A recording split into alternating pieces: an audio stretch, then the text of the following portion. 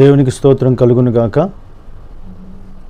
ప్రభువైన యేసుక్రీస్తు నామమున మీకందరికీ వందనములు, శుభములు నేను తెలియజేయుచున్నాను. God bless you all.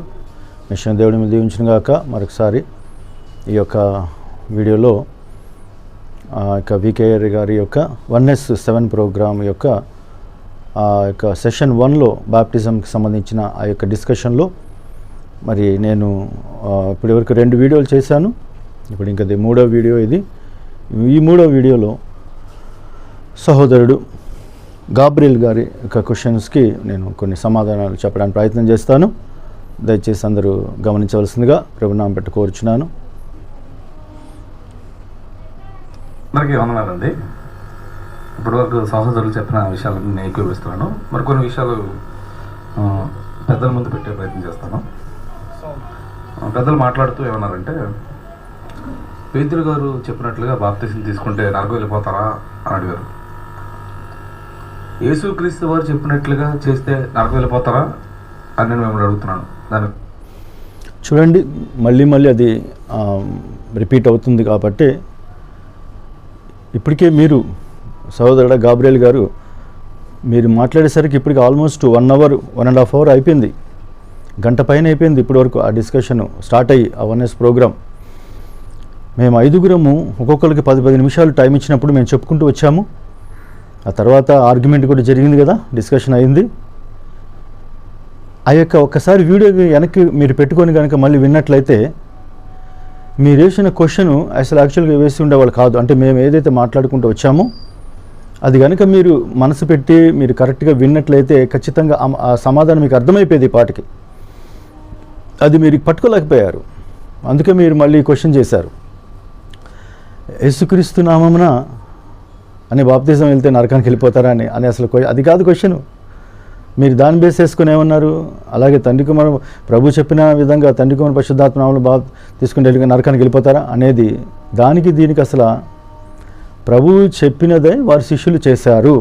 మేము ఇంతసేపు గంటసేపు మీ ముందు కూర్చున్నప్పుడు మేమంతా కూడా మాట్లాడడానికి మీకు ఎక్స్ప్లెయిన్ చేయడానికి ట్రై చేసింది ఆ సబ్జెక్టే.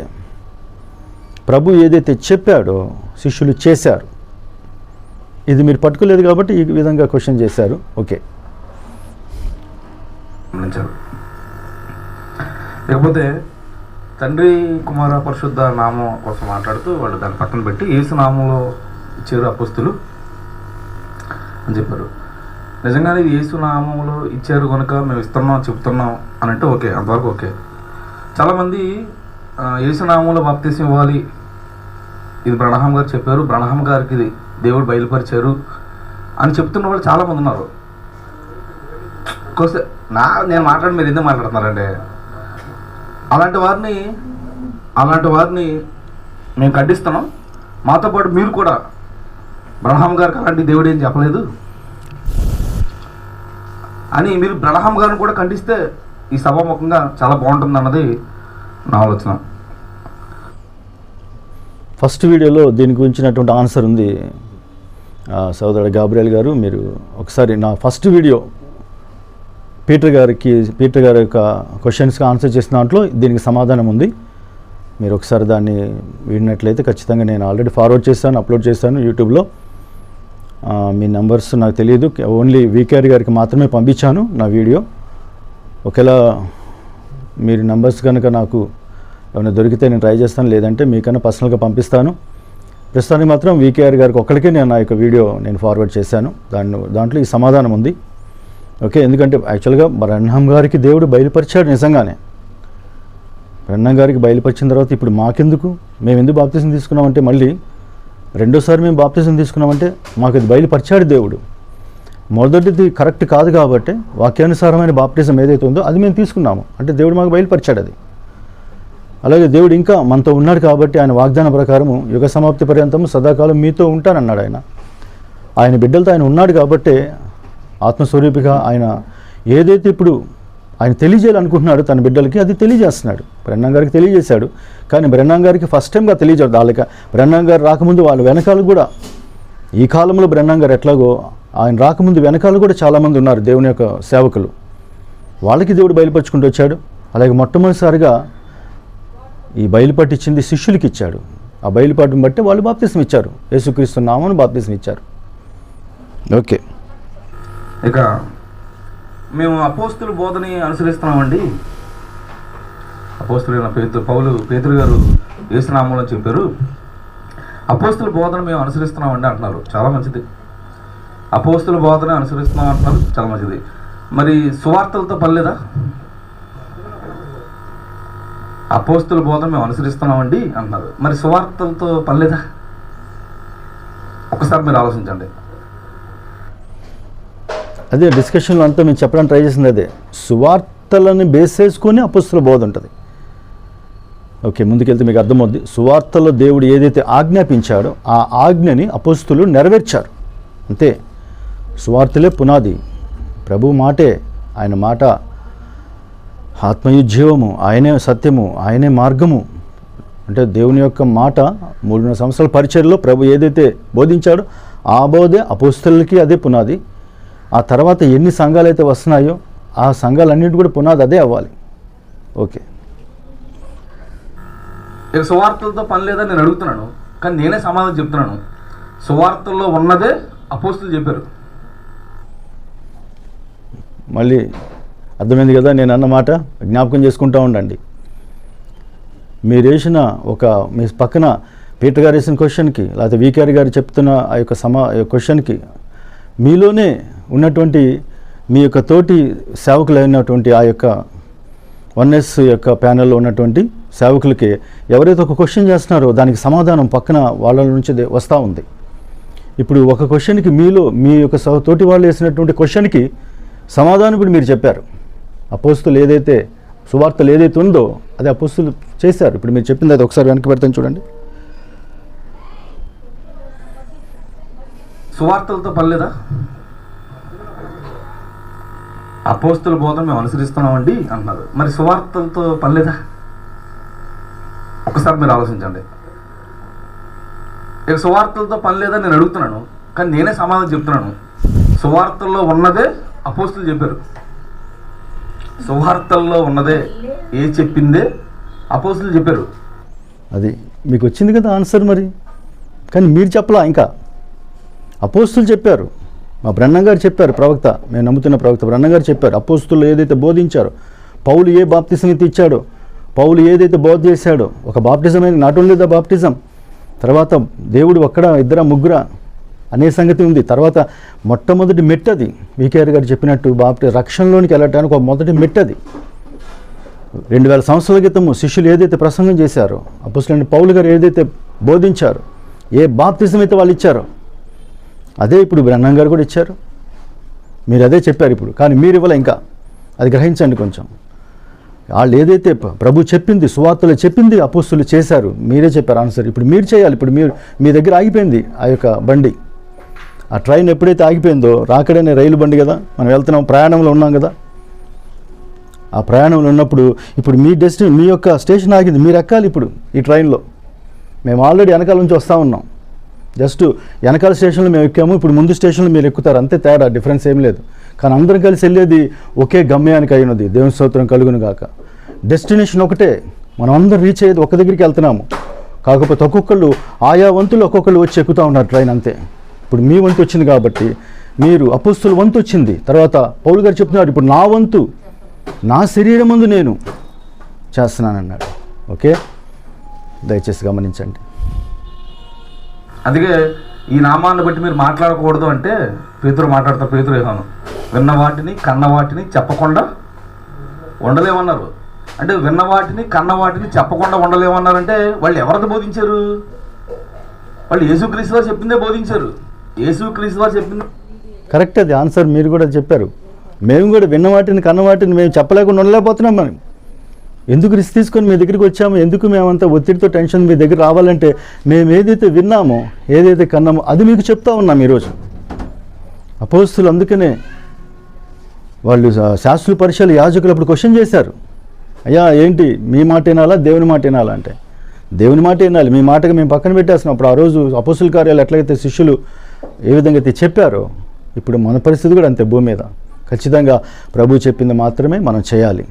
ఓకే, వాళ్ళు ప్రామాణికంగా తీసుకున్నారు. యోహాన్ గారు కూడా మాట్లాడతాడు, మేము దేన్ని విన్నాము, దేన్ని తాకాము, దానికోసం మాట్లాడుతున్నాం అన్నారు. అంటే అపోస్తులు చెప్పింది మేము చెప్పింది చెప్తాం అని అంటున్నారు. బాగానే ఉంది. అపోస్తులు చెప్పినవి వల్ల సువార్తలో ఉన్నవే, ఏది చెప్పినవే. ఒకసారి దాన్ని మీరు గమనించాలి. గబుక్కున మా ఎవరన్నా ఈ వీడియో తెలియని వాళ్ళు కనుక వింటే మా యొక్క మీ గాబ్రియల్ గారిని ఏమనుకుంటారంటే, ఈయన కూడా ఎంట మెసేజ్ బిలీవర్ ఏమనుకుంటారు, ప్రవక్త వర్తమానాన్ని నమ్ముతున్నారు అనుకుంటారు గాబ్రియల్ గారిని. ఇప్పటివరకు చెప్పిందంతా కూడా మా యొక్క ఎవరైతే ఎంట మెసేజ్ అంటే ప్రవక్తని బ్రెన్నాన్ గారిని ప్రవక్తగా నమ్ముతున్నారు, వాళ్ళు ఏ ప్రసంగం అయితే చేస్తారో ఇప్పటివరకు గాబ్రియల్ గారు అదే ప్రసంగం చేశారు. ఇకపోతే తండ్రి కుమార పరిశుద్ధాత్మ నామం కోసం వాళ్ళు ప్రస్తావిస్తూ యేసు నామం కోసం మాట్లాడుతున్నారు. ఇక్కడ చర్చది ఏంటంటే తండ్రి కుమార పరిశుద్ధాత్మ నామంలో తీసుకోవడం అన్నది వాక్య విరుద్ధమా? ఆ చర్చ కాస్త ఏమైపోయిందంటే యేసునామంలో తీసుకోవాలి అంటున్నారు. యేసునామంలో తీసుకోవడం మేము తప్పనేమట్లేదండి, ఇది తప్ప అని అడుగుతున్నాం. తండ్రి కుమార పరిశుద్ధాత్మ నామంలో తీసుకోవడం తప్ప అంటున్నాం. ఎందుకు తప్పు? అలా తీసుకోవడం నరకం వెళ్ళిపోతారా? దానికి మీరు సమాధానం చెప్పాలి. ఇకపోతే మీ టైం వచ్చింది కదా, ఖచ్చితంగా ఆ ఒక్క పాయింటే మీరు కొంచెం గ్రహించలేకపోతున్నారు. దాన్ని ఖచ్చితంగా నేను ప్రయత్నం చేస్తాను. ఈ వీడియోలోనే నేను చెప్పడానికి ప్రయత్నం చేస్తాను. ఏదైతే ఆ 1 పాయింట్ మిస్ అవుతూ ఉంది అది కొంచెం బోర్డు మీద ఎక్స్ప్లెయిన్ చేస్తే అప్పుడు అర్థమవుద్ది. ఓకే, చూద్దాము. తండ్రి కుమార పరిశుద్ధాత్మ నామంలో బాప్తిజం తీసుకోవాలనడానికి నేను ఒక విషయం చెప్తున్నానండి. మత్తయి సువార్త 28వ అధ్యాయం 19-20 ఏముంటుందంటే, తండ్రి యొక్క కుమారుని యొక్క పరిశుద్ధాత్మ నామంలో బాప్తిజం ఇచ్చుచు అని అంటూ కింద ఉంటాడు, యుగ సమాప్తి వరకు నేను మీతో ఉంటాను అంటాడు. అంటే యుగ సమాప్తి వరకు ఏం జరగాలి? తండ్రి కుమార పరిశుద్ధాత్మ నామంలో బాప్తిజం జరగాలి.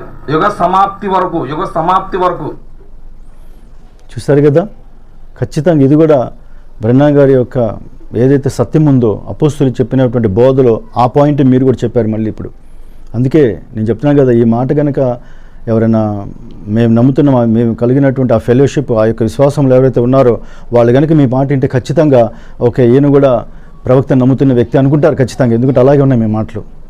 ఖచ్చితంగా అలాగే ఇవ్వాలి బాప్తి అంటే యుగ సమాప్తి పర్యంతము సదాకాలము మీరు చెప్పినట్లు ఈ బాప్తిజం ఇవ్వాలి. కానీ అపవాది ఊరుకుంటాడా? భూమి మీద ఉన్నాడు కదండి, సాతాను సింహాసన స్థలంలో నీవు ఉన్నావు.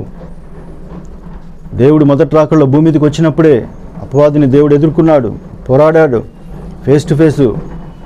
ఎలాగా వాళ్ళిద్దరికీ ఉందో అంటే దుష్టుడు చేసే పని ఏదైతే ఉన్నదో ఆల్రెడీ భూమి మీద ఉంది కాబట్టి ఏదైనా తోట్ల స్టార్ట్ అయ్యింది. ఏదైనా తోట్ల మొదలైనటువంటి ఆ యొక్క ఆటంకపరిచేవాడు దుష్టుడు, దేవుని యొక్క కార్యానికి వ్యతిరేకించేవాడు.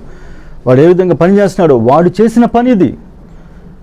నైసియా కౌన్సిల్ అనేది 300 చిల్లర అప్పుడు 324లో అప్పటి వరకు కరెక్ట్గానే యేసుక్రీస్తు నామమున బాప్తిజం అనేది జరుగుతూ ఉంది. కానీ చూశాడు అపవాది చూశాడు, దుష్టుడు అవకాశం ఎదురు చూస్తూ ఉన్నాడు.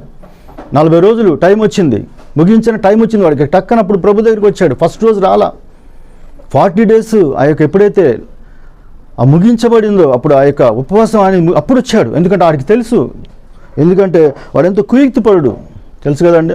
ఎంతో ఎప్పుడు ఎట్లా ఏ టైంలో దాడి చేయాలో వాడికి బాగా తెలుసు, ఏ టైంలో దొరుకుతారో వాడికి తెలుసు. అందుకే 40 దినాలు కంప్లీట్ ఆఖరి దినాన్న వచ్చాడు. ఎందుకంటే అప్పుడు అవసరము, కడుపంతా ఎండిపోయింది కాబట్టి ఇప్పుడు ఖచ్చితంగా నా మాటకు లోబడతాడు అనుకొని వాడు వచ్చాడు. ఇదిగో ఆకలేస్తుంది కదా 40 రోజుల నుంచి. అలాగే ఈ రోజు కూడా అపవాదకుడు పొంచి ఎదురు చూస్తూ ఉన్నాడు, ఎప్పుడు దొరుకుద్ది సంఘము అని. కరెక్ట్గా 300 సంవత్సరాలు నైసియా కౌన్సిల్ దగ్గర ఆ అవకాశం వచ్చింది. ఆ వచ్చిన ఛాన్స్ని వాడు ఉపయోగించుకున్నాడు. అప్పటి నుంచి ఏం చేశాడంటే ట్రాక్ తప్పించాడు. నమ్మి బాప్తిజం రక్షణకి సంబంధించి వీళ్ళందరూ రక్షణ పైకి వెళ్ళిపోతాడని ఆ అబద్ధ బోధ అనేది అపోస్తుల బోధకి కాకుండా వేరే బోధ అనేది తీసుకురావడం ప్రయత్నం చేశాడు. అక్కడే కరెక్ట్గా అది సక్సెస్ అయ్యాడు. అప్పటి నుంచి కూడా ఆ అపోస్తుల బోధ సత్యమైన మార్గము, ఏ వాక్యమైతే సత్యము, ఏ వాక్యమైతే మార్గము ఉన్నది అపోస్తుల బోధ మార్గము, ఆ ట్రాక్ నుంచి తప్పించేశాడు. నిజమే, అది మీరు చెప్పింది కరెక్ట్. అది యుగ సమాప్తి పర్యంతము కూడా ఆ యొక్క బోధలోని అదే బాప్తిజం ఇవ్వాలి. కానీ మధ్యలో అపవాది అడ్డుకున్నాడు.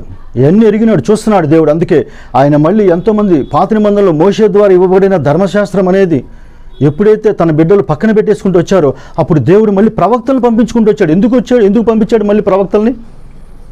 ఓల్డ్ టెస్టమెంట్లో ఎంతమంది ప్రవక్తల్ని వచ్చి ఏం చేశారు? వాళ్ళు ఇంకో 10 ఆజ్ఞలు ఇచ్చారా? ఇవ్వలేదండి. మోషేకి ఏ ఆజ్ఞలు అయితే ఇవ్వబడిందో ఆ ఆజ్ఞలు ఎప్పుడైతే మీరారో అప్పుడు మళ్ళీ ప్రవక్తలను దేవుడు పంపించుకుంటూ వచ్చాడు.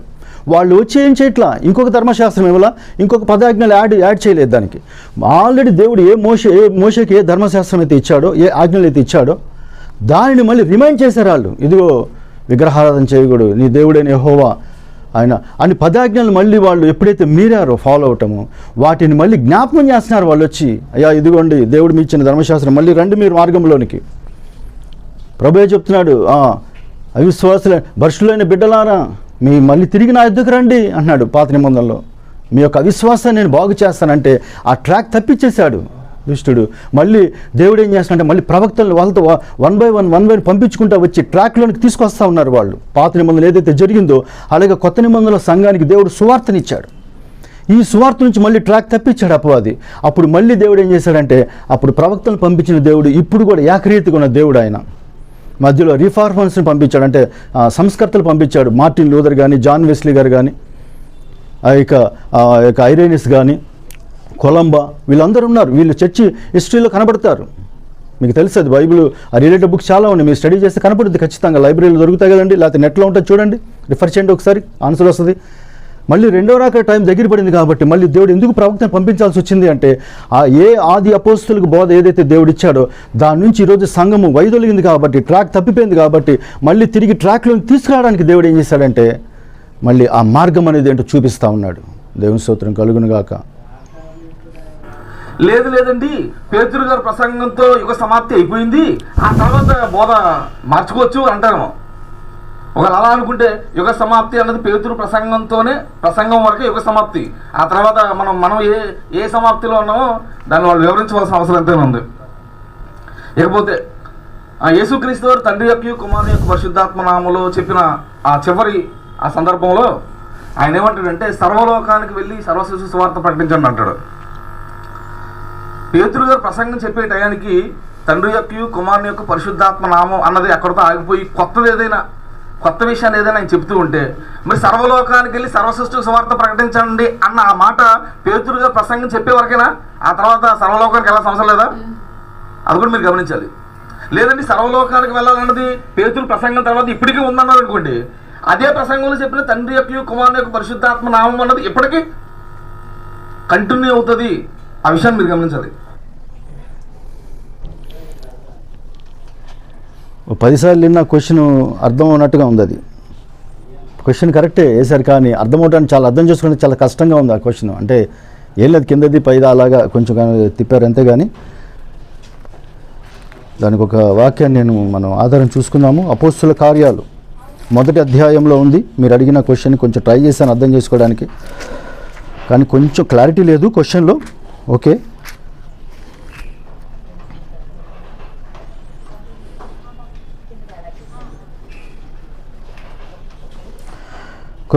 అపోస్తుల గారు 1వ అధ్యాయంలో చెప్తున్నాడు, 8వ వచనము, అయినను పరిశుద్ధాత్మ మీ మీదికి వచ్చినప్పుడు మీరు శక్తి నొందెదరు గనుక మీరు యెరూషలేములోను యూదయ సమరయ దేశముల యందంతటను బూదిగంతముల వరకును నాకు సాక్షులై ఉందరని వారితో చెప్పెను. ఇది ఓకే. అంటే పరిశుద్ధాత్మ ఎప్పుడైతే, అంటే మీరు ఇప్పుడు వేసిన క్వశ్చన్కి కొంతవరకు అది ఆన్సర్, ఎందుకంటే క్వశ్చనే కొంచెం క్లారిటీగా లేదు, నో ప్రాబ్లం. పరిశుద్ధాత్మ మీ మీదకి వచ్చినప్పుడు ఫస్ట్ ఎక్కడ సాక్షులుగా ఉంటారంట? మీరు శక్తి నొందేది యెరూషలేములోను, ఎందుకంటే ముందు వాళ్ళు ఉంది యెరూషలేములో కదా, పరిశుద్ధాత్మ పొందుకు యెరూషలేములోను కదా, యెరూషలేములోను మొదటగా, తర్వాత యూదయ, అంటే ఆ మ్యాప్ జోగ్రఫికల్గా దేవుడు చెప్తున్నాడు. అంటే భూమి అంతా కూడా సృష్టించింది ఆయనే కాబట్టి ఏ దేశం ఎక్కడెక్కడ ఉందో ఆయనకు తెలుసు కాబట్టి ఈ యొక్క జాగ్రఫికల్గా ఉన్నటువంటి ఆ పాయింట్ మైండ్లో పెట్టుకొని మాట్లాడుతున్నాడు. ఈ యొక్క యెరూషలేములో ఉన్నారు. యెరూషలేం తర్వాత యూదయ ఉంది, తర్వాత సమరయ ఉంది. యూదయ అంతను సమరయను, అలాగే దేశముల యందంతటను, అలాగే భూదిగంతముల వరకును. అంటే నాట్ ఓన్లీ ఆ యొక్క మ్యాప్ పరంగా చూసుకుంటే ఆ భూగోళ పరంగా మనం కనుక చూసినట్లయితే మ్యాప్ని ఆ యొక్క సెంటర్గా ఉంది యెరూషలేం అనేది. అక్కడ నుంచి స్టార్ట్ అయింది ప్రపంచానికి సువార్త. అక్కడ నుంచి దేవుడు పంపిస్తున్నాడు. ఎందుకంటే ఆ యొక్క యెహెజ్కేలు 30 ఏళ్ళు ఉంటుంది కదండి, భూమి నట్ట నడుమున ఉన్నటువంటి స్థలం ఏదో కదా యెరూషలేము. అక్కడే ఏదైనా తోట అక్కడే ఉంది. ఓల్డ్ టెస్టామెంట్ అంతా కూడా ఏ దేశంలో స్టార్ట్ అయింది తెలుసు కదండి మనకి. అబ్రహాం దేవుడు పిలిచినప్పుడు, నోహ వాడు కట్టినప్పుడు అంతా కూడా ఆ మిడిల్ ఈస్ట్ అంటారు. అందుకే ఈరోజు ఇప్పుడు ఇరాక్, ఇరాన్ ఏ ప్లేస్ అయితే ఉందో ఇజ్రాయెల్ దేశం, అదే పాత నిబంధన అంతా కూడా అక్కడే చుట్టూ తిరుగుతూనే ఉంది. ఓకే, అదే ప్లేస్కి దేవుడు వచ్చాడు. ప్రభు దిగొచ్చింది కూడా మొదటి రాకలో ఆ దేశానికే వచ్చాడు ఆయన. ఓకే, అక్కడి నుంచి దేవుడు మళ్ళీ సువార్తను ప్రపంచానికి పంపిస్తున్నప్పుడు అక్కడి నుంచి యూదయ, సమరయ దేశం, అలాగే దేశములన్నిటికీ సమరయ దేశముల ఎన్నంతటను భూదిగంతం వరకు, అందుకే అక్కడి నుంచి భూదిగంతం అంటే మనం కూడా ఇక్కడ ఉన్న ఇండియా, అక్కడి నుంచి మళ్ళీ ఇండియాకు కూడా పంపించాడు. అంటే భూదిగంతములకు నాకు సాక్షులై ఉందురు. అంటే ఈ సువార్త అనేది యెరూషలేములోనే కాదు, యూదులకే కాదు, సమరయులకే కాదు, ఈ బాప్తిజం అనేది, ఈ సువార్త అనేది ఇండియాలోకి వచ్చినా సరే అక్కడ యేసుక్రీస్తు నామమునే బాప్తిజం ఆ యొక్క తోమా గారు ఇచ్చారు. ఇండియాకు వచ్చిన తోమా గారు ఇచ్చిన బాప్తిజం తండ్రి కుమార పరిశుద్ధాత్మ నామములో కాదండి. అలాగే సమరయులకు కూడా వెళ్ళినప్పుడు, ఆ బైబిల్ ఆధారం సమరయుల్లో వెళ్ళినప్పుడు కూడా అక్కడ కూడా అదే బాప్తిజం. ఎందుకంటే అపోస్తుల బోధలో ఒకటే బాప్తిజం ఉంది కాబట్టి 2-3 లేవు. అది దేవుని స్తోత్రం కలుగును గాక.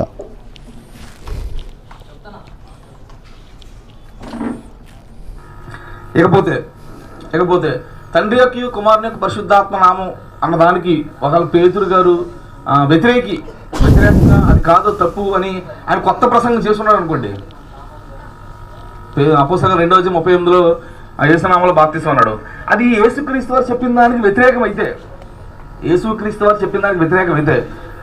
పేతురు గారు నిజంగా వ్యతిరేకంగా మాట్లాడుంటే అసలు పేతురు ఏమైపోవాలంటే, అదే అపోస్తలుల కార్యాలు 3వ అధ్యాయం, అపోస్తలుల కార్యాలు 3వ అధ్యాయం 22-23 వచనాలు మీరు జాగ్రత్తగా గమనించగలిగితే, 2వ అధ్యాయంలో మాట్లాడిన పేతురు గారు 3వ అధ్యాయంలో కూడా మాట్లాడుతున్నాడు. మోషే ఇట్లనను పేతురుగా ప్రసంగం అది, ప్రభువైన దేవుడు నా వంటి ఒక ప్రవక్తను మీ సహోదరుల నుండి మీ కొరకు పుట్టించును. ఆయన మీతో ఏమి చెప్పినను అన్ని విషయములలో మీరు ఆయన మాట వినవలను. ఆ ప్రవక్త మాట వినవాడు ప్రజల్లో ఉండకుండా సర్వనాశనమగును.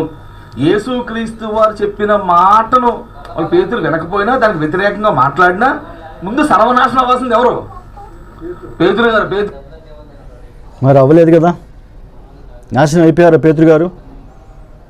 చూడండి, మీ యొక్క క్వశ్చన్లోనే ఆన్సర్ దాగి ఉందని నేను మొదటి నుంచి చెప్పుకుంటూ వస్తూ ఉన్నాను. కొన్ని వాటికి ఆన్సర్ మీ నోటి నుంచి బయటికి దేవుడు తీసుకొస్తా ఉన్నాడు. దేవుని స్తోత్రం కలుగును గాక. ఆయన మాట వినవలను. నా వంటి ఒక ప్రవక్తను మీ సోదరులు, ఆయన మెస్సేజ్ వచ్చాడు భూమి మీదకి. ఆయన వచ్చినప్పుడు ఆయన మీతో ఏమి చెప్పినను అన్ని విషయములలో, బాప్తిజం ఒకటే కాదండి, అన్నీ. ఫస్ట్ స్టెప్ ఇప్పుడు బాప్టిజం వచ్చింది, దీనికే ఇంత పెద్ద హడావుడి జరిగిపోతూ ఉంది. ఓన్లీ ఫస్ట్ ఒక బాప్టిజం విషయంలో ఎంతగా మనం ఈరోజు ఒత్తిడి ఎదుర్కొంటూ ఉన్నాము, ఇంత కాంట్రవర్సీగా ఇన్ని డిబేట్స్ లాగా ఇన్ని డిస్కషన్ జరుగుతుంది, అయినా ఇంకా క్లారిటీ రాలా. చూడండి, ఇంకా ఏంటో ఆల్రెడీ ఎంతగా చూపించడానికి మేము ప్రయత్నం చేస్తున్న సత్యం అనేది ఏంటో పట్టుకోలేకపోతున్నారు. ఏం పర్వాలేదు, దేవుడు ఆయన ఎన్నికలో ఉన్న వాళ్ళకి ఎట్లాగైనా సరే ఆయన బయలుపరిచే దేవుడు అయి ఉన్నాడు. ఆయన దేవుని స్తోత్రం కలుగును గాక. అలాగే అన్ని విషయంలో మీరు ఆయన మాట వినవలను. ఆ మాటగా విననివాడు ప్రజలో ఉండకుండా సర్వనాశనమగును. అంటే శిష్యులు ఇంకా చక్కగా ఇంకా బలంగా దేవుని చేత వాడబడ్డారంటే ఆయన మాట వాళ్ళు విన్నారు కాబట్టి. ఆయన మాట వినకపోతే, మీ మాటను బట్టే తీసుకుంటే ఇక్కడ ఉంది క్లియర్గా, ఒకవేళ వినకపోతే దేవుడే కొట్టిపాడేస్తాడు. తెలుసు కదండి, సర్వనాశనం ఇమీడియట్గా ఉంది, తర్వాత కూడా ఉంది పనిష్మెంట్. దేవుని స్తోత్రం కలుగును గాక. అందుకే కొంచెం గ్రహిస్తారని నమ్ముతున్నాను నేను. వాళ్ళు కనుక ప్రభు చెప్పిన మాట కనుక వినకపోతే, అంటే పేతురిచ్చిన బాప్తిజము తప్పుడు బాప్తిజం కాదు. పేతురిచ్చిన చెప్పినటువంటి బోధ ఆయన తప్పుడు బాప్తిజం గురించి ఏమైనా బోధించాడా అంటే అది సత్యము కాబట్టి. లేకపోతే దేవుడు చెప్పింది కనుక పేతురు చేయకపోతే ఖచ్చితంగా దేవుడు మీ ఈ మాటను బట్టి 3వ అధ్యాయంలో అతను సర్వనాశనం అవుతాడంటే నిజమే అది. కానీ నాశనం లేదంటే ఏదైతే దేవుడు చెప్పాడో దాని ప్రకారమే వాళ్ళు చేసుకుంటూ వెళ్తూ ఉన్నారు. ఇప్పుడు మనం గ్రహించాల్సిన ఆ యొక్క పార్ట్ ఇప్పుడు మన దగ్గరికి వచ్చి, అంటే ఆల్రెడీ మాది అయిపోయింది, ఇప్పుడు మీ దగ్గరికి వచ్చింది. అది ఇప్పుడు మీరు నెరవేర్చాల్సిన బాధ్యత మీదే ఉన్నది. సర్వనాశనం అవ్వలేదంటే యేసుక్రీస్తు వారు చెప్పిన మాట ఆయన వ్యతిరేకించలేదు. చూసారా, అన్నీ మేము చెప్పాల్సినవి మీరే చెప్పేస్తే మేము రావటానికి గల కారణం ఏంది? ఇంకా చెప్పాలంటే మేము పారిపోలేదు, మేము అక్కడి నుంచి ఎందుకు వచ్చామో తెలుసా? నేను ఆ మాట చెప్పాను ఆల్రెడీ, వచ్చే ముందు కూడా అన్న మాట, ఒకసారి వీడియో వెనక్కి పెట్టుకుని వినండి, వాటన్నిటికీ సమాధానాలు మీ దగ్గర ఉన్నాయని చెప్పొచ్చా? పారిపోయాను అంటున్నారు కానీ కాదండి. అసలు మేము రావడానికి కారణం ఏంటంటే ఆల్రెడీ క్వశ్చన్స్కి మీరు వేసిన క్వశ్చన్స్కి ఆన్సర్ మీ దగ్గరే ఉన్నాయి. మీ 5గురిలో మీ నోటి నుంచే కొన్ని వచ్చినాయి. 100% కాదు కానీ కొన్ని వచ్చినాయి. 90% అసలు ఆల్రెడీ వచ్చినట్టే. జాన్ కోయ్య గారిది కానీ మీరు వినండి, తర్వాత గాబ్రియల్ గారు, మీరు గాబ్రియల్ గారు ఒక వీడియో ఆయన వినండి, ఆయన మాటలు ఇంకా తర్వాత ఉన్నాయి కదా, దాన్ని కూడా చూద్దాము ఒకసారి. ఖచ్చితంగా అబౌవ్ 50% మేము ఏదైతే చెప్పడానికి ట్రై చేస్తున్నామో ఆల్రెడీ ఆ సమాధానాలు మీ నోటి నుంచి దేవుడు పలికించాడు. అంటే ప్రభు చెప్పినట్టే వాళ్ళు చేశారు. 100% కరెక్ట్. అది వ్యతిరేకించలేదు, వ్యతిరేకిస్తే ముందు సర్వనాశనం వస్తుంది ఆయనే. అంటే అర్థం ఏంటి? మీరు చెప్తున్నారు కానీ చెప్పింది మీరు గ్రహించగలుగుతున్నారా? చదువుతున్నారు బైబిల్ కానీ గ్రహించలేకపోతున్నారు కదా. ఈరోజు కోట్ల మంది దగ్గర బైబిల్ ఉంది, అందరూ చదువుతున్నారు కానీ గ్రహిస్తారా? అందుకే ప్రకటన గ్రంథం చెప్తుంది, దీనిని చదువువాడును, టైం వచ్చింది కాబట్టి సందర్భం ఒకసారి జ్ఞాపకం చేస్తున్నాను. ప్రకటన గ్రంథం 1వ అధ్యాయము 1వ వచనంలో 1వ అధ్యాయం 3వ వచనం చదువుతున్నాను. సమయము సమీపించినది గనుక ఈ ప్రవచన వాక్యములు చదువువాడును వాటిని విని ఇందులో వ్రాయబడిన సంగతులను గైకొనువారును ధన్యులు. చదివేవాళ్ళు మాత్రమే కాదండి, చదువువారును ప్లస్ అది చదివితే ఒకటి సరిపోదు, వాటిని విని. అంటే అర్థం ఏంటి? చదువుతున్నప్పుడు నీకు వినపడుద్దా? కాదు. చదువుతున్నది మీరైతే వింటామంటే ఇంకొకరు వచ్చి ప్రసంగం చేయాలి మీకు. దేవుడు పంపించాడు అపోస్తలుని, వాళ్ళు వచ్చి ప్రసంగం చేస్తే అప్పుడు వినపడుతుంది అనమాట. అంటే మీరు మన బైబిల్ ఉన్న వాళ్ళందరూ ఎవరి దగ్గర అయితే బైబిల్ ఉందో వాళ్ళు చదువుతున్నారు, కరెక్టే. దేవుడు ఎందుకు 5 రకాల పరిచర్య నిర్ణయించాడు, నియమించాడు? ఎఫెసీ పత్రిక 4వ అధ్యాయంలో ఉంది అది. 5 రకాల పరిచర్య. కేవలం పాస్టర్లే కాదు, అపోస్తలు ఉన్నారు, ప్రవక్తలు ఉన్నారు, అలాగే సువార్థికులు ఉన్నారు, ఉపదేశకులు ఉన్నారు, కాపరులు ఉన్నారు. చూడండి, 5 రకాల పరిచర్య దేవుడు సంఘానికి నియమించాడు. అంటే ఎందుకంటే వాటిని బైబిల్ చదువుతున్నారు కానీ వాటిని విని, అంటే ఈ 5 రకాల పరిచర్యలు ఎవరైతే ఉన్నారో, ప్రవక్తలు ప్రసంగం చేసేదాన్ని విని, సువార్థికులు ప్రసంగం చేసేదాన్ని విని, ఇందులో వ్రాయబడిన సంగతులను గైకొను వారు ధన్యులు. చూడండి, అలాగే ఇంకొక ఎగ్జాంపుల్ కూడా చూపించాలని ఆశపడుతున్నాను. అపోస్తల కార్యాలు 8వ అధ్యాయము తెలుసు మనకి, చదువుతున్నారు చాలామంది, బైబిల్ చదువుతున్నారు కానీ ఆ సత్యం అనేది దేవుడు మరుగు చేశాడు కాబట్టి, మర్మంగా పెట్టాడు కాబట్టి, చదివినంత మాత్రం అర్థం కాదు కాబట్టి, దేవుడు కనుక ఎందుకు మళ్ళీ కాపర్లు నియమించాడు, ఎందుకు 5 రకాల పరిచయలు నియమించాడంటే చదివినంత మాత్రాన అర్థం కాదు కాబట్టి, మళ్ళీ ఆ యొక్క 5 రకాల పరిచయల నుంచి దేవుడు తన ఆత్మ చేత మాట్లాడి ఏదైతే బైబిల్లో మర్మంగా దాచిపెట్టాడో అది మళ్ళీ సేవకుల్లోంచి మళ్ళీ దేవుడు వెలుగులోని తీసుకొచ్చేవాడు. 9వ అధ్యాయంలో తెలిసిన సబ్జెక్టే. ఆ యొక్క నపుంసకుడు వెళ్తూ ఉన్నాడు రథం మీద వెళ్తూ ఉన్నప్పుడు చదువుతున్నాడు యెషయా గ్రంథం, బైబిల్లో చదువుతున్నాడు కదా. దేవునికి అందించి ఎన్నికలోని వ్యక్తి కాబట్టి దేవుడు గమనించాడు, చూశాడు ఆ యొక్క నపుంసకుడిని. పక్కనే ఉన్నాడు ఊర్లో ఫిలిప్ గారిని. అక్కడ ఒకసారి మీటింగ్ ఆపేసేసి అర్జెంటుగా దేవుని ఆత్మ ఏం చేసింది, ఫిలిప్ని పరిగెత్తుకుని నపుంసకుడి దగ్గర పంపించాడు. పరిగెత్తుకుంటూ వచ్చాడు ఆ ఫిలిప్ గారు నపుంసకుడి దగ్గరికి వచ్చి ఏం చేశాడు, అతనికి వెళ్ళి నువ్వు ప్రసంగం చేయి, బోధించు అన్నాడు. సరే, ఎందుకంటే ఆ టైంలో ఆ బైబిల్ చదువుతున్నాడు నపుంసకుడు గారు. అప్పుడు ఆయన చదువుతుంటే ఫిలిప్ గారు వచ్చి క్వశ్చన్ చేశారు, ఏంటా బైబిల్ చదువుతున్నావు, నువ్వు చదువుతున్నా నీకు అర్థమయ్యిందా అంటాడు.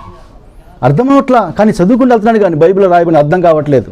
నపుంసకుడు గారు అంటే ఎవరో కాదు, ఆయన చదువులేనాడు కాదు, పెద్ద స్కాలర్ ఆయన, మంత్రి గారు, అంటే బాగా చదువు కలిగిన వ్యక్తి ఆయన. చదువుతుంటే అప్పుడు ఆయన చెప్తున్నాడు 30వ వచనము, ఫిలిప్పు దగ్గరకు పరిగెత్తుకొని పోయి అతడు ప్రవక్త అయిన యెషయా గ్రంథం చదువుచుండగా విని, నీవు చదువుదని గ్రహించుచున్నావా అని అడుగగా, అతడు ఎవడైనాను నాకు త్రోవ చూపుకుంటే ఎలాగూ గ్రహింపగలని చెప్పి రథమెక్కి తనతో కూర్చున్నామని ఫిలిప్పుని వేడుకొనేను.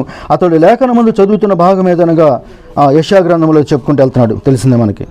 అప్పుడు 34వ వచనం, అప్పుడు నపుంసకుడు, ప్రవక్త ఎవరిని గురించి ఇలాగ రాయిచున్నాడు, తన్ను గురించా వేరొకని గురించా? చదువుతున్నాను కానీ అర్థం కావట్లా. యెషయా గురించి ఆయన గురించి ఆయన రాసుకున్నాడా, లేదు దీంట్లో దాగి ఉంది ఏంటో నాకు చెప్పు అంటే, అప్పుడు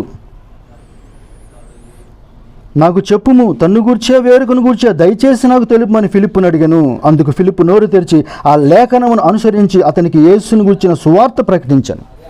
చూడండి, ఆ తర్వాత వాళ్ళకి బాప్తిజం ఇచ్చాడు వెంటనే. అంటే చదువుతున్నది గ్రహించలేని స్థితిలో ఉన్నప్పుడు దేవుడు ఎట్లాగైతే ఫిలిప్ని పంపించాడో, పంపించి ఏదైతే ప్రసంగం చేయించాడో అప్పుడు అర్థమైంది. అలాగే మీరు కూడా ఇంకా చెప్పాలంటే ఎంతో కాలంగా దేవుని పరిచయంలో ఉన్న వ్యక్తులు, మీరు ఆల్రెడీ సేవ చేస్తున్నారు. ఇంకా చెప్పాలంటే బైబిల్ ట్రైనింగ్ కూడా అయిన వాళ్ళు, కానీ కొన్ని సంగతులు గ్రహించలేని స్థితిలో ఉన్నారు. కాబట్టి దేవుడు మళ్ళీ ఈ కాలంలో ప్రవక్తను పంపించాడు. ఈరోజు ప్రవక్తను పంపించి ఏదైతే మనం ఇంతకాలం మనం చదువుతున్నాం బైబిల్లో, దాంట్లో మనకు అర్థం కాని సబ్జెక్ట్ ఒకటి దాగి ఉంది. అది అపోస్తుల బోధకి ఇప్పుడు మనం చేసినటువంటి ప్రసంగానికి తేడా ఉంది. కాబట్టి దేవుడు మళ్ళీ సత్యాన్ని ఈరోజు దేవుడు ఏం చేశాడండి, ప్రవక్త ద్వారా వెలుగులోకి తీసుకొచ్చాడు. దేవుని స్తోత్రం కలుగును గాక. అయిపోయింది కాబట్టి లాస్ట్ అనుకుంటా. ఎందుకు వ్యతిరేకిస్తారు? వ్యతిరేకిస్తారు, ఆ విషయాన్ని కూడా మీరు గమనించాలి. ఇకపోతే ఒక 4 వాక్యాలు అపోస్తలుల కార్యాలు 19వ అధ్యాయం చూపించారు, 2వ అధ్యాయం కూడా చూపించారు. యేసునామం అని 2 వాక్యాలు చూపించారు. చాలా చోట్ల బాప్తిస్మం ఇచ్చారు అని వాక్యాలు కూడా ఉన్నాయి. అక్కడ ఏ నామం ప్రస్తావించబడలేదు. ఒకసారి ఆ విషయాలు కూడా చూడాలి. అపోస్తలుల కార్యాలు 8వ అధ్యాయం 38వ వచనంలో నపుంసకులకు బాప్తిస్మం ఇస్తారు. అక్కడ బాప్తిస్మం ఇవ్వబడింది అని ఉంది, కానీ ఏ నామం అని రాయబడలేదు. మరి కొన్ని చోట్ల ఏ నామం అని స్పెసిఫిక్గా రాసిన వీళ్ళు ఇక్కడ ఎందుకు స్పెసిఫిక్గా రాయలేదు, అది మీరు గమనించాలి. ఇకపోతే అపోస్తలుల కార్యాలు 16-15లో కూడా బాప్తిస్మం పొందారు ఉంటుంది. అక్కడ ఏ నామం అని చెప్పబడలేదు, అది కూడా మీరు గమనించాలి. అపోస్తలుల కార్యాలు 16:33లో కూడా బాప్తిస్మం పొందారు అని మాత్రం రాయబడింది. ఏ నామం అనే విషయాలు కూడా అక్కడ ప్రస్తావించబడలేదు. ఇక అపోస్తలుల కార్యాలు 18:8లో కూడా బాప్తిస్మం పొందారు అని ఉంది. ఏ నామం అని కూడా అక్కడ ప్రస్తావించబడలేదు. అక్కడ కొన్ని విషయాలు రాయలేదు అంటే, అక్కడ ప్రస్తావించలేదంటే అది లేదని మనం అనుకోవడం కుదరదు. అదే నేను చెప్తున్నానండి. మీరు దానికి సమాధానం చెప్పండి. ఇక్కడ ఏ విషయాలు చెప్పలేదు అంటే, ఏ తండ్రి కుమారు పరిశుద్ధాత్మ నామములో ఇచ్చారని ఎందుకు అనుకోకూడదు? చూడండి మళ్ళీ ఎట్లాగే ట్రాక్ అనేది తెప్పిస్తూ ఉన్నాడు. అపోస్తుల బోధ అనేది ఒకటే ఉంది, మళ్ళీ అది కూడా 2-3 లేవు. సువార్త అనేది ఒకటే ఉంది, సువార్తలు లేవు. అపోస్తుల బోధలు అని రాయలా దేవుడు. అపోస్తుల కార్యాల్లో వారు అపోస్తుల బోధల యందును అనలా. ఈరోజున్నాయి మనకి ఇన్ని బోధలు ఉన్నాయి. పెంతెకొస్తు బోధ, ఆర్షియముల బోధ ఒక్కొక్కరు తెలుసు మనకి. కానీ ఆదిమ సంఘములో అపోస్తులకు ఒకటే బోధ ఇచ్చాడు దేవుడు. అపోస్తులకు ఒక్కసారి అప్పగింపబడిన బోధలు కాదు, బోధ ఒకటే బోధ ఉంది. ఆ బోధలో ఫస్ట్ టైం వాళ్ళు బాప్తిసం ఇచ్చింది. ఎందుకంటే 120 మందిలోకి దిగొచ్చిన వాడు పరిశుద్ధాత్ముడు ఒక్కడే. ఆ ఒక్కడి తరపున, అంతమంది తరపున నిలబడి పేతురు గారు ప్రసంగం చేసింది కూడా 120 మంది, 3000 మందికి బాప్తిసం ఇచ్చింది కూడా ఒకే బాప్తిసం. అది తండ్రి కుమార పరిశుద్ధాత్మ నామములో కాదు. అందుకని బైబిల్ ఎక్కడైతే పేరు మెన్షన్ చేయలేదో, వాళ్ళు పేరు మెన్షన్ చేయకపోయినా ఇచ్చిన వాళ్ళు మాత్రం అపోస్తుల్లో ఉన్నవాళ్ళు. చూడండి, గమనించండి, కొత్త వాళ్ళు ఏం రాలేదు. అపోస్తుల బోధన అనుసరించి చూడండి. ఆ స్టార్టింగ్ 2వ అధ్యాయం నుంచి, అపోస్తుల 2వ అధ్యాయం నుంచి ప్రారంభం ఏ బాప్తిజం అయితే స్టార్ట్ అయిందో, అపోస్తుల పౌలు గారు వచ్చినప్పుడు కూడా అదే బాప్టిజం కంటిన్యూ అయిందంటే, వీళ్ళందరూ కూడా ఏక అభిప్రాయము, ఏక బోధ, ఏక మనస్సు కలిగి ఉన్నారు. కొన్ని సందర్భాల్లో రాకపోవచ్చు, కానీ రాకపోయినా వాళ్ళు ఆల్రెడీ ఇచ్చిన వాళ్ళు యేసుక్రీస్తు నామమునే బాప్తిసం ఇచ్చారు. కానీ తండ్రి కుమార పరిశుద్ధాత్మలో ఖచ్చితంగా 100% ఇవ్వాల. ఓకే, ఎందుకు అనుకోవాలి అంటారంటే, యేసు మాటను ఎవరు జబదాడకూడదు, ఆయన మాటను ఫాలో అవ్వాలి. ఆయన మాట, ఆ ప్రవక్త మాట వినకపోతే సర్వనాశనం అయిపోవాలి. పేతురు అలా అవ్వలేదు. పేతురు సంఘానికి మొలరాయిగా ఉన్నాడు. ముందుండి ఆయన సంఘాన్ని నడిపించాడు అంటే, పెద్దరకాన్ని ఆయన వ్యవహరించాడు అంటే, ఖచ్చితంగా యేసు మాటను ఆయన ఖచ్చితంగా పాటించి ఉన్నాడు.